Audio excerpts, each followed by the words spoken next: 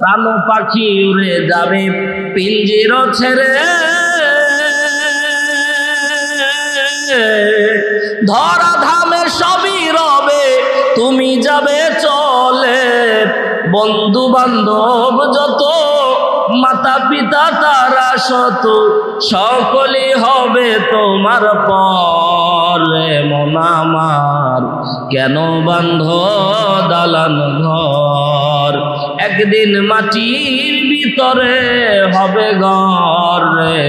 মন আমার কেন বান্ধ দালান ঘর। খুব স্বল্প সময়ের জন্য বান্দা, এই দুনিয়াটা তোমার জন্য খুব অল্প সময়ের। আমি আল্লাহ তাআলা বড় আদর করে তোমারে বানাইছি। আমি আল্লাহ চাই না তুমি জাহান্নামী হয়ে যাও। এজন্যই আমি আল্লাহ তাআলা বারবার করে তোমাকে তাগিদ দিয়েছি।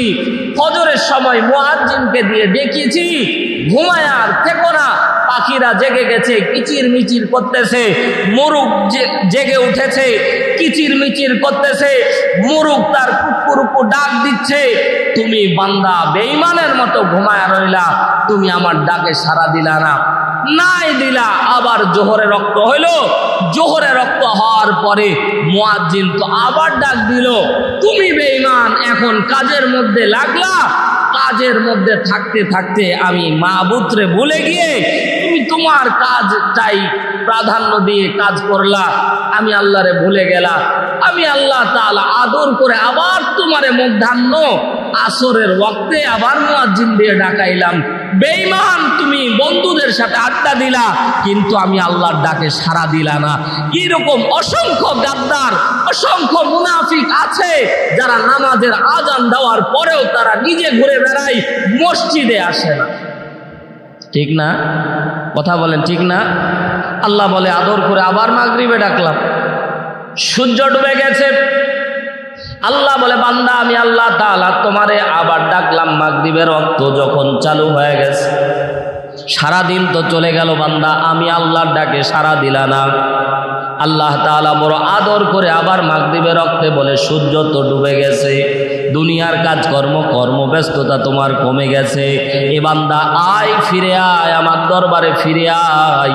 কিন্তু কপাল পোড়া বন্ধুর সাথে আড্ডা দেয়, বাজারের মধ্যে আড্ডা দেয়, দোকান নিয়ে ব্যস্ত থাকে, ব্যবসা নিয়ে ব্যস্ত থাকে, দুনিয়াদারি নিয়ে ঠিকই ব্যস্ত থাকে, মালিকের ডাকে সাড়া দেওয়ার সুযোগ থাকে না। আজই বড় বেঈমান আমরা। মালিক বলে আদর করে আবার তোমারে ডাকলাম। এরে বান্দা এশার রক্ত হয়ে গেল, আমি মালিক আবার তোমারে ডাকলাম, আসো নামাজের দিকে আসো, কল্যাণের দিকে আসো। তোমার হায়াতের জিন্দেগি অল্প, অল্প হায়াতের মাঝে গুনার মধ্যে লিপ্ত হয়ে আছো, একবারও কি ভয় লাগে না? এবার যান বলেন দেখি, এখানে যারা বসে আছি, আমার আওয়াজ যারা শুনতেছেন, বলেন দেখি মালাকুল মউত কখন আপনার আমার কাছে আসবে? কেউ কি জানি? জোরে বলেন না কেন? আওয়াজ তুলে বলেন জানি। কেউ জানি না কখন মালাকুল মউত আসবে। এরে বেঈমান, গুনাহের মধ্যে কেমনে থাকো? ওই সময় যদি মালাকুল মউত আসে, যে অবস্থায় আছো, মালাকুল মউত যদি গুনাহের অবস্থায় চলে আসে, চুরি করতে গেছো, মালাকুল মউত যদি উপস্থিত হয়ে যায়, কি জবাব দিবা আল্লাহর কাছে? জেনা করতে গেছো, মালাকুল মউত যদি ওই অবস্থায় আসে, কি জবাব দিবা মালিকের কাছে? চুরি করতে গেছো, অন্যের সম্পদ নষ্ট করতে গেছো, দুনিয়ার মধ্যে যে কোনো পাপের মধ্যে লিপ্ত আছো বান্দা, আল্লাহ বলে কখন তোমার হায়াত শেষ হয়ে যাবে আমি আল্লাহ তাআলা জানি। তোমার জন্য নির্দিষ্ট লিপিবদ্ধ সময় দান করে দিয়েছি বান্দা। আমি আল্লাহ তাআলা তোমার জন্য নির্ধারিত সময় দিয়ে দিয়েছি, নির্ধারিত সময় তোমার কাছে চলে আসবে। ইরে আল্লাহর গোলামেরা, গত রমজান মাসে আমার মনে আছে, আমি ঢাকায় কোনো এক কাজে গিয়েছিলাম। যাওয়ার পরে আসরের ওয়াক্তে আমি তখন রমজানের 20 রমজান আমি নামাজরত অবস্থা, আসরের নামাজে আমরা পহেলা কাতারে আমার মতোই আরো টকবকে যুবক, সুদর্শন চেহারা, দারুণ চেহারা, নুরানি চেহারা আমার ডান পাশে দাঁড়ালো। সেজদার মধ্যে গেলাম, 4 রাকাত নামাজ আসরের, 4 রাকাতের বেলায় শেষ বৈঠকে শেষ সেজদাটা দেওয়ার সময় সবাই উঠলো, ওই যুবক উঠতে পারল না। ওই যুবক ওই অবস্থায় মৃত্যুবরণ করলো, সেজদারত অবস্থায়। আল্লাহু আকবার। এরে মুসলমান, বোঝাতে চাইলাম কত খুশনসিব, কত কপালওয়ালা, সেজদারত অবস্থায় আল্লাহ তাআলা তার জানটা কবজ করে নিয়েছে। আজীব লাগলো। পাশের মধ্যে যুবকের মৃত্যু, অবাক লেগে গেল, কলিজার মধ্যে দাগ লাগলো। এরে মুসলমান, মনে মনে চিন্তা করতেছিলাম, আল্লাহ, এই অবস্থায় যদি যুবকের মৃত্যু না হয়ে আমার হতো কতই না ভালো লাগতো। এ মালিক, আমার মৃত্যুটা যদি হয়ে যাইতো, আমার মনের মধ্যে এইটাই আছর করতেছিল, আল্লাহ, ওই যুবকের পাশে মালাকুল মউত আজরাইল আসলো, আমি বাম পাশে, যুবক ডান পাশে, আরেকজন তার ডান পাশে দাঁড়ায় আছে। কেউ টের পেলাম না, মালাকুল মউত তার জানটা নিয়ে চলে গেল। এইরকম অহরহ অনেক মানুষ হয়তো এখানে বসে আছি, বাবার দেহ হাতের মধ্যে আছে, এমন সময় বাবার আত্মা দুনিয়া থেকে বিদায় নিয়ে চলে গেছে। অনেক যুবকের হাতের মধ্যে মায়ের লাশ পড়ে আছে, মালাকুল মউত জান নিয়ে চলে গেছে। এরে মুসলমান, নির্ধারিত সময় আল্লাহ তাআলা দান করেছে, যেই অবস্থায় মৃত্যু আল্লাহ তাআলা তোমার নির্ধারণ করেছে, ওই অবস্থায় 1 সেকেন্ড আগেও হবে না, পরেও হবে না। আল্লাহ তাআলা বলেন, আল্লাযী খালাকাল মাউতা ওয়াল হায়াতা লিয়াবলুয়াকুম আইয়ুকুম আহসানু আমালা। আমি আল্লাহ তাআলা হায়াতের জিন্দেগি দান করেছি বান্দা পরীক্ষা করার জন্য, এজন্য তো কাজে ব্যস্ত থাকো বান্দা।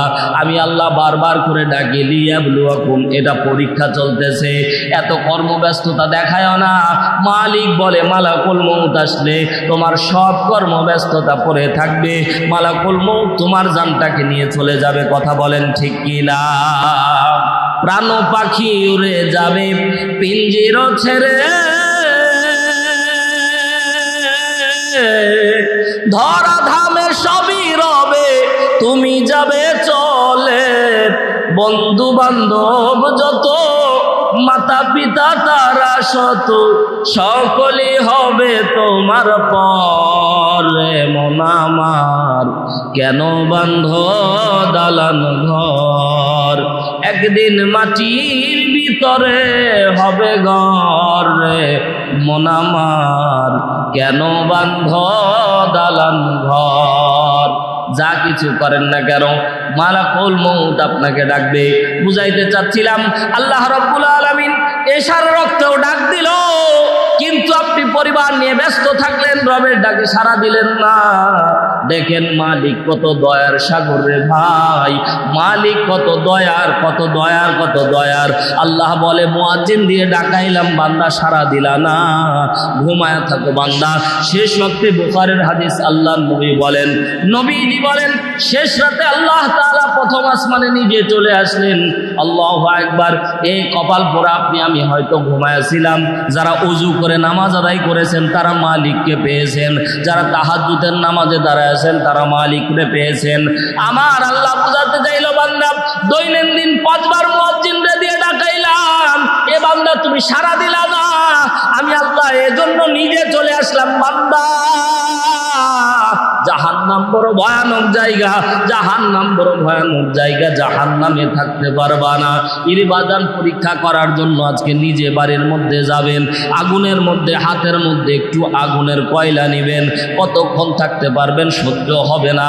এরে মুসলমান, দুনিয়ার আগুন তো সাধারণ আগুন, আমার আল্লাহ রাব্বুল আলামিন যে আগুন উত্তপ্ত করেছে এটা 70 গুণ আরো বেশি প্রজ্বলিত। এজন্যই তো আল্লাহ তাআলা কোরআনুল কারীমের মধ্যে বারবার সতর্ক করে ডাক দেয়, বান্দা গুনাহ নিয়ে কবরে যায় না, কবর বড় ভয়ানক জায়গা। এ বান্দা মুসলমান না হয়ে তোমরা মৃত্যুবরণ করো না।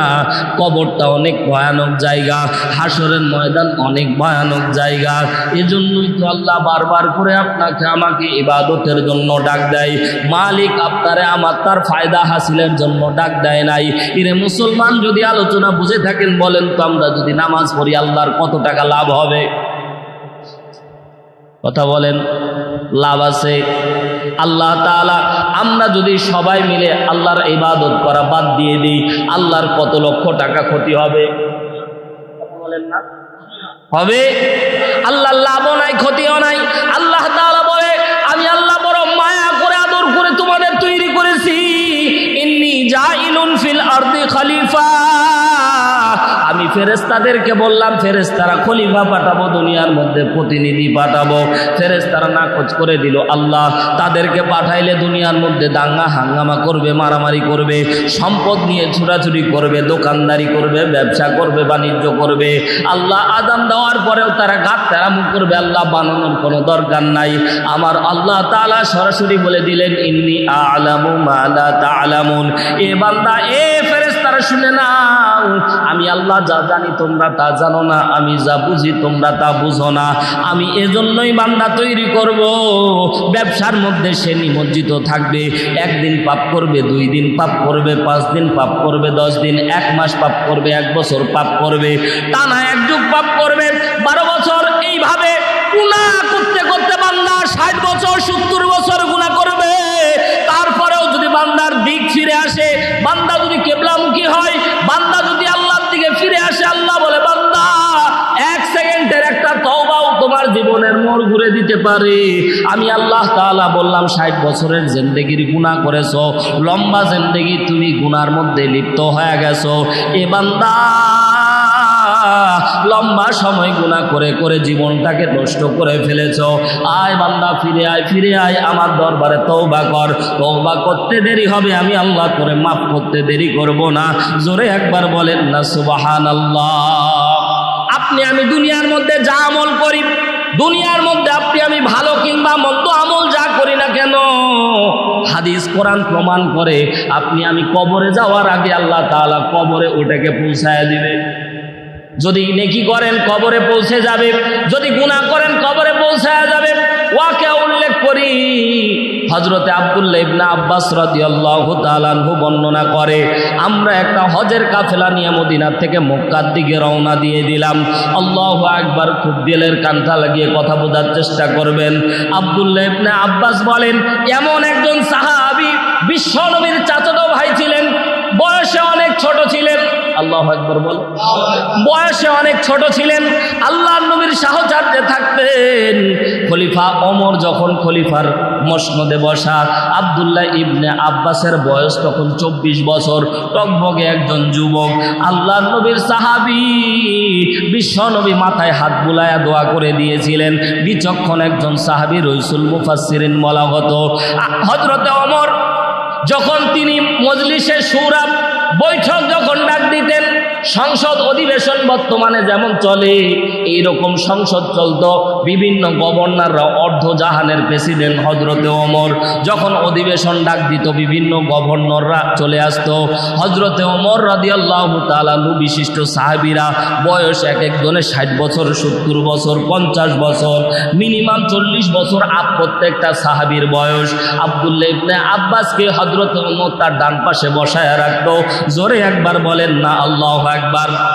হযরতে ওমর রাদিয়াল্লাহু তাআলা আনহু ডান পাশে আব্দুল্লাহ ইবনে আব্বাস রে বসা দেখে অন্যান্য সাহাবীরা ক্রিটিসাইজ করত, এই ওমর তোমার মাথা খারাপ, অধিবেশনের মধ্যে তুমি কারে বসায়ছো? এত ছোট্ট কম বয়সী যুবকরে তুমি তোমার ডান পাশে বসায় রেখেছো। এরে মুসলমান, বোঝানোর জন্য বলতেছি, যদিও উদাহরণটা কম্পেয়ার হবে না, তবুও বোঝানোর জন্য বলতেছি। সংসদ ভবন অধিবেশনের মধ্যে 300 ক্যান্ডিডেট, এমপি যারা আছে, মন্ত্রী যারা আছে, তারা বসে আছে। কিন্তু স্পিকারের ডান পাশে একজন যদি স্পিকার নিজস্ব কোনো লোককে এনে বসায় রাখে, বলেন তো অন্যান্য লোকেরা কি মানবে?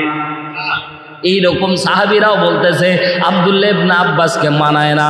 হযরতে ওমর রাদিয়াল্লাহু তাআলা আনহু খামোশ করে একটা ধমক দিয়ে বললেন, এরে আল্লাহর বান্দারা, এরে সাহাবীরা, নবীর সাহাবীরা, শুনে রাখো, ইনি সাধারণ কোনো ব্যক্তি না। আব্দুল্লাহ ইবনে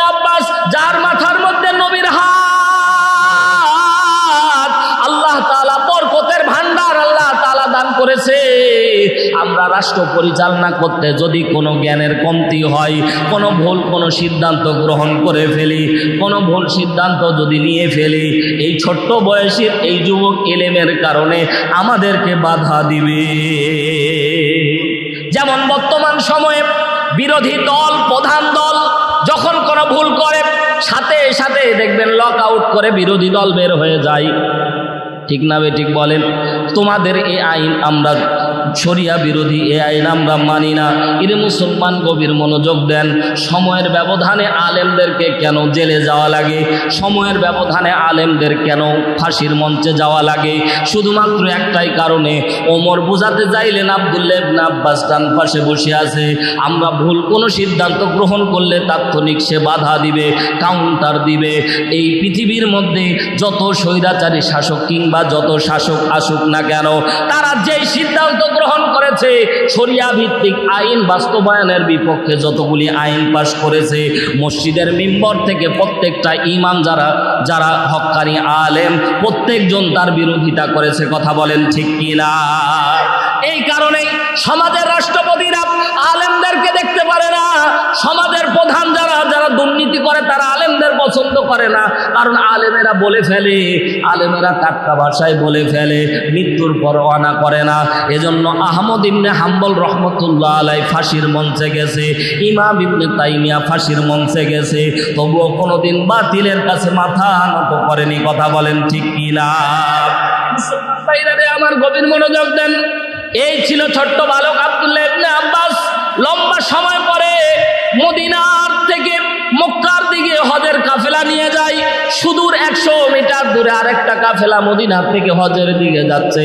আল্লাহু আকবার। প্রতিমধ্যে একজন হাজির মৃত্যু। এর বাজান এখন তো 6 ঘন্টা বিমান উড়ে চলে যায়। আগেকার দিনে তো বিমান ছিল না, উট ছিল তার বাহন, মরুভূমির জাহাজ বলা হতো উটকে। উটের পিঠে আস্তে আস্তে 3 মাস 4 মাস লেগে যেত। হাঁটতে হাঁটতে মক্কার দিকে হাজিরা হজ করতে যাইতো। এরে আল্লাহর বান্দারা, হযরতে আব্দুল্লাহ ইবনে আব্বাসের কাফেলা চলে যায়, পাশে আরেকটা কাফেলা চলে যাচ্ছে। ওই কাফেলার মধ্যে এক হাজি হঠাৎ করে মৃত্যুবরণ করে। এর মুসলমান নিয়ম হলো, কোনো হাজি যদি হজের পানে চলে যায় আর যেই অবস্থায় যখন যেখানে মৃত্যু হবে সেখানেই তার জানাজা দিয়ে দাফন করা লাগবে, এটা নিয়ম। তখনকার জামানায় মরুভূমির মধ্যে এক হাজি মৃত্যুবরণ করলো। ওই কাফেলা দূরদেশের কাফেলা থেকে হাজি যখন মৃত্যুবরণ করলো, কত আল্লাহর বান্দা মরুভূমির প্রান্তরে মৃত্যু হয়েছে, কত মানুষের জানাজা জানি, কত মানুষের কবর জানি মরুভূমির মধ্যে। আব্দুল্লাহ ইবনে আব্বাসের কাফেলা যায়, ওই দিকে আরেকটা কাফেলা যাচ্ছে। এরে মুসলমান, আপনার আমার আমল যে কবরের মধ্যে আগেই যায় বোঝানোর জন্য বলতেছি। একজন হাজি যখন মারা গেল, তাৎক্ষণিক অন্যান্য হাজিরা দায়িত্ব মনে করলো, আমরা কবর খনন করে এই আল্লাহর বান্দারে এই জায়গায় আমরা দাফন কার্য শেষ করে দিব। 1 নাম্বার একটা কবর খনন করলো। কবর খনন করার পরে জানাজা দিয়ে কবরে নামাতে যাবে, অমনি দেখতেছে একটা বিশাল বিষধর সাপ ওই কবরের মধ্যে শায়িত হয়ে আছে। লোকজন বলে ফেললো, মনে হয় আমরা এমন উপত্যকা অতিক্রম করছি যে উপত্যকায় সাপ আর সাপ। কারণ অনেক মরুভূমি এলাকায় কিছু বালির নিচে অনেক সাপ থাকতো। তারা মনে করলো এই জায়গায় মনে হয় সাপের উপত্যকা। যায় আর একটু সামনের দিকে আগায় যায়, আর একটু সামনের দিকে আগায় গেল, আর একটু সামনের দিকে আগায় আবার তারা জানাজাত হয়ে গেছে। আবার কোনো কবর খনন করলো, কবর খনন করে আবার লাশ নামাবে। খেয়াল করে দেখতেছে বিশাল একটা বিষধর সাপ শুয়ে আছে। লম্বা সময় পর্যন্ত তারা মাশওয়ারা করলো, কিন্তু কোনো ফায়দা হলো না। সাপ তাড়ানোর চেষ্টা করলো, কিন্তু কোনো ফায়দা হলো না। আবার সামনে কিছু দূর চলে যাচ্ছে, 2টা কবর অতিক্রম করে 3য় নাম্বার কবর খনন করলো। আবার একই ঘটনা, একই কেস ঘটে গেল। আবার সামনের দিকে তারা আগায় যাচ্ছে, মনে করতেছে ওই উপত্যকা মনে হয় এখনো পার হয় নাই। 4 নাম্বার কবর খনন করে একই ঘটনা ঘটে গেল। এবার একজন হাজি বলে, আমাদের পাশের যে কাফেলা, ওই কাফেলার মধ্যে প্রখ্যাত সাহাবী আব্দুল্লাহ ইবনে আব্বাস আছে, তার কাছে মাসআলা নিয়ে আসো, এইরকম ঘটনা আমরা কি করব। এর মুসলমানরা যখন কোনো গল্প না, আব্দুল্লাহ ইবনে আব্বাস রাদিয়াল্লাহু তাআলা আনহুর কাছে চলে গেলেন। যাওয়ার পরে মাসআলা নিচ্ছেন আব্দুল্লাহ ইবনে আব্বাস, আমাদের হজের কাফেলার মধ্যে একজন হাজী মারা গেছে, তার কবর যখন আমরা দিতে যাব তখনই দেখি একটা বিষধর সাপ। আমরা 1 2 3 করে 4টা কবর পর্যন্ত খনন করেছি। এখন এই অবস্থায় আমরা কি করব? আমরা তো কোনো কুল খুঁজে পাই না। কি করব এই লাশ? আমরা তো বেকারার হয়ে গেছি, কারণ এমন সাপ যা জীবনও আমরা কোনোদিন দেখি নাই। এরে আব্দুল্লাহ ইবনে আব্বাস বলেন আমরা কি করব? আব্দুল্লাহ ইবনে আব্বাস আস্তে করে চোখটা বন্ধ করে কিছুক্ষণ ভাবার পরে আব্দুল্লাহ ইবনে আব্বাস রাদিয়াল্লাহু তাআলা আনহু মাসআলা দিয়ে দিলেন। এরে হাজির দলেরা, এই যে তোমরা যেই হাজিটারে কবরে নামানোর জন্য যাও আর কবরের মধ্যে তোমরা সাপ দেখতে পাচ্ছ, ওটা হাকিকাতান কোনো সাপ নয়, ওটা তার বদ আমলগুলি আল্লাহ তাআলা সাপ আকারে কবরের মধ্যে আল্লাহ আগেই পাঠায় দিয়েছে। এরে মুসলমান, জীবনে যত খারাপ কাজ করবেন মাথায় রাখবেন, কম্বল মুড়ি দিয়ে খারাপ কাজ করতেছেন, দুনিয়ার কেউ দেখে নাই, দেখেছেন কে? আপনি যতই খারাপ কাজ করেন আল্লাহ তাআলা সবকিছু অবজারভেশনের মধ্যে রেখে দিয়েছে। এই জন্য কপাল পোড়া আল্লাহর দিকে ফিরে আসা লাগবে। কপাল পোড়া মুসলমান নামাজের দিকে ফিরে আসা লাগবে। জীবন যতই আপনি কঠিন মনে করেন, জীবনটা অত কঠিন না, কিন্তু জীবনটা অত সহজ নয় যতটা সহজ মনে করেন। আল্লাহ তাআলা সময় দিয়েছে, সময় যদি কাজে না লাগান আপনার কবরের হায়াত আল্লাহ নির্ধারণ করে দিয়েছে। 1 মিনিট আগেও হবে না, পরেও হবে না। অনেকেই যুবক হয়তো চিন্তা করতেছে দাড়ি পাকুক তারপরে ইবাদত শুরু করব। না না না, অসংখ্য যুবক রাস্তায় অ্যাক্সিডেন্ট করে মারা যায়, অসংখ্য যুবক রাত্রিবেলা ঘুমিয়েছে, সকালে উঠতে পারে নাই। কার হায়াত কখন আল্লাহ তাআলা শেষ করে দেয়। এজন্য বাজান, অল্প হায়াতের জিন্দেগিতে আপনাকে আমাকে আমলের ভিতরে আসা লাগবে। বলতেছিলাম হাজির দলেরা বলল তাহলে আমরা লাশ কি করব? বলতেছে আপনারা ওই কবরের মধ্যে 4র্থ নাম্বার আর কবর খনন করবেন না, 4র্থ নাম্বার কবরের মধ্যে আপনারা লাশটাকে নামায়া দিবেন। তারা বলতেছে জিন্দা লাশ কেমনে সাপের উপর রাখি? আব্দুল্লাহ ইবনে আব্বাস বলো ওটা সাপ না, আপনারা লাশ রাখবেন, ওই সাপ আর আপনারা দেখতে পাবেন না। তবে আপনারা একটা আমল করতে পারেন। কি আমল? বলে লাশটা নামানোর আগ পর্যন্ত আপনাদের কোনো আমল নাই, বিসমিল্লাহ বলে রাসূলের ওফাতের উপরে লাশটাকে দাফন করে দিবেন। দাফন করার পরে ওই লাশের জন্য সওয়াব রেসানের জন্য আপনারা তার জন্য দোয়া দুরূদ পাঠ করবেন, সূরা ফাতিহা পড়বেন, সূরা ইখলাস পড়বেন, দরুদ শরীফ পড়বেন। যত আমল করবেন তার জন্য আল্লাহ তাআলা তার কবরটাকে তত ইহসান করে দিবে। আল্লাহ চাইলে আপনাদের দোয়ার বরকতে কবরের আযাবকেও আল্লাহ তাআলা মাফ করে দিতে পারে। বুঝাতে চাইলাম আপনি আমি যত কিছু করি ভালো কাজেরও এইরকম উপমা আছে। আল্লাহ নবী সাল্লাল্লাহু আলাইহি ওয়াসাল্লাম মুসনাদে আহমদ 1852 নম্বর হাদিসের মধ্যে নবী আমার ডাক দিয়ে বলে, ঈমানদাররা যখন মৃত্যুবরণ করে আল্লাহ তাআলা যতদূর চোখ যায় আল্লাহ তাআলা পুরো কবরটাকে জান্নাতের বাগান বানায় দেয়। দুনিয়ার ভিতরে পড়ে থাকেন, কাজের ভিতরে নিজেকে পড়ে রাখেন, ফায়দা নাই। মরা তো লাগবে, ঠিক না? মরা লাগবে না? এই যে কবর, পিছনে তো কবর আছে, বিশাল কবর, কত মানুষ তার নামও নাই ভাই, নিশানাও নাই। তো আপনি আমিও এরকম 1 2 জামানা 3 জামানা মনে রাখবে।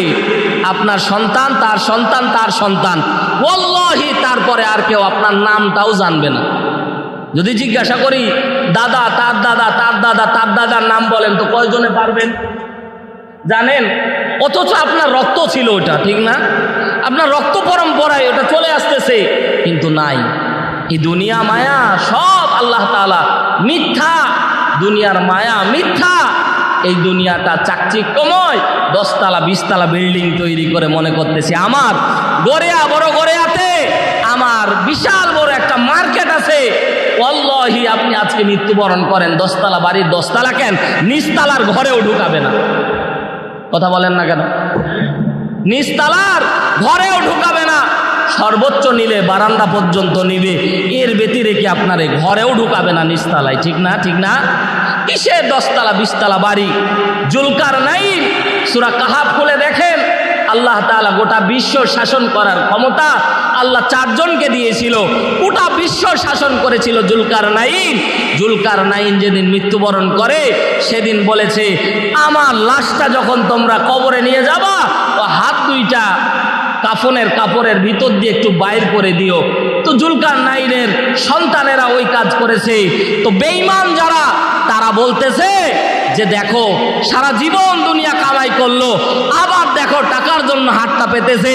ইমানদাররা বলছেন না, ও টাকার জন্য না, ও বুঝাতে চাইলো পুরা পৃথিবী শাসন করেছি, খালি হাতে যাচ্ছে।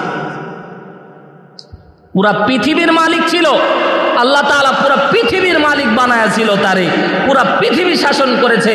কিন্তু আল্লাহ তাআলা ওই জুলকারনাইন বোঝাতে চাইলো আমার হাত দুইটা খালি, পুরা পৃথিবী ছিল আমার রাজত্বে, কথা বললে পুরা পৃথিবী চলতো। কিন্তু আজকে হায়াত শেষ হয়ে গেছে, আমার বাহাদুরিও শেষ, বাহাদুরি আর নাই। কত মানুষ দেখলাম, কত মানুষ আমাদেরই মাঝে, কত মানুষ ছিল, সম্পদের পাহাড় ছিল, কত মানুষ ছিল, সাম্রাজ্যের পাহাড় ছিল, কত মানুষ ছিল, ক্ষমতার পাহাড় ছিল, একটা কথা বললে পুরা গড়ে অচল হয়ে যেত, এমনও মানুষ ছিল মারা গেছে, তো তার লাশ এখন নাম করার লোকও নাই, ঠিক না? তা আপনি আমি তার বাইরে না। এবার যান, এই জন্য অল্প হায়াতের জিন্দেগি আল্লাহ তাআলা আমলের জন্য আল্লাহ তাআলা দিয়েছে, এই জন্য আমলের জিন্দেগি করতে হবে। যত কথাই বলি ভাই, আমল যদি না করি তাহলে কোনো ফায়দা নাই, পরিবর্তন আনতে হবে। জোহরের আজকে জুমার নামাজের পরে আসরে বোঝা যাবে আলোচনা কতটুকু শুনেছেন, মজা লাগলো, দিলের মধ্যে অতটুকুই সাপ, না না না, আমলের ভিতরে আনতে হবে। আল্লাহ তাআলা বলেন যারা আমল করে আমি আল্লাহ তাআলা তাদেরকে আমলের ভিতরে ঢুকায় দিই, আর যারা আমলের বাইরে চলে যায় দলালাম বাইদা, আমি আল্লাহ তাআলা গোমরাহির দিকে দিয়ে দিই। এজন্যই তো জুমার নামাজের আজান দেওয়ার পরেও ফ্যাট ফ্যাট করে মেশিন চলে, এরা কপাল পোড়া, কথা জোরে বলেন ঠিক না? নামাজ পড়ে ওইদিকে মেশিন চলে, ওদের তো লজ্জা থাকার দরকার। কত জোরে আওয়াজ, গিয়ার বাড়াচ্ছে, অত লজ্জা থাকার দরকার। ও তো মৃত্যু, আজরাইল আসবে না ওর কাছে, নাকি আজরাইল আসবে না? আমি তো বলেছি ভাই, আশেপাশ দিয়ে যারা কাজ করেন, কাজ তো আপনাকে করতেই হবে, ব্যবসা তো আপনাকে করতেই হবে, কিন্তু অন্তত 12:30 থেকে অন্তত 1:40 পর্যন্ত অন্তত এই সময়টা আপনি একটু রুখসত দেন না, খুব বড় ক্ষতি হয়ে যাবে নাকি? ওপরে মাইক চলতেছে না, খুব বড় ক্ষতি হয়ে যাবে না? আহা, এই যতটুক কষ্ট দিয়েছ এটাই তোমার কাল ছাপ হয়ে কবরে আল্লাহ তাআলা দিয়ে দিন। যে নামাজ পড়তেছিল আমি তো দেখতেছিলাম, অনেক কষ্ট লাগবে ভাই, শব্দ যখন আসে তেলাওয়াত তখন ভালোভাবে বাইর হয় না, কষ্ট হয়, কষ্ট হয়। নামাজিরে কষ্ট দিয়েন না, নিজে তো আসেন না, নিজে তো আসলেন না, বরঞ্চ আপনি যারা নামাজ পড়তেছে তাদেরকেও কষ্ট দিলেন।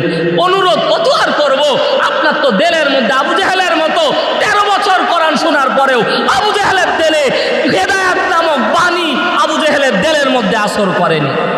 আবু জেহেল এমন একটা মানুষ ছিল, ইতিহাস পড়ে দেখেন, প্রত্যেক রাতে কোরআন শুনতো, রাতের মধ্যে কোরআন না শুনলে তার ঘুম আসতো না।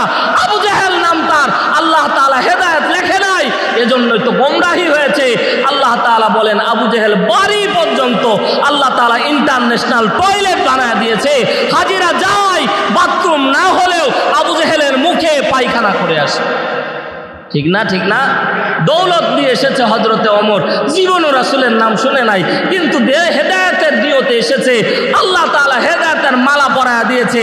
নবী বলেন আমি ওমরের জন্য জান্নাতে বিশাল একটা ঘর দেখেছি। হেদায়েত সবার কপালে আল্লাহ দেয় না, সবার কপালে আল্লাহ তাআলা সব জিনিস দেয় না। আল্লাহ তাআলা আমাদেরকে হেফাজত করুন, বলেন আমিন। আল্লাহ তাআলা আমাদের হেদায়েতের দিকে নিয়ে আসুক, বলেন আমিন।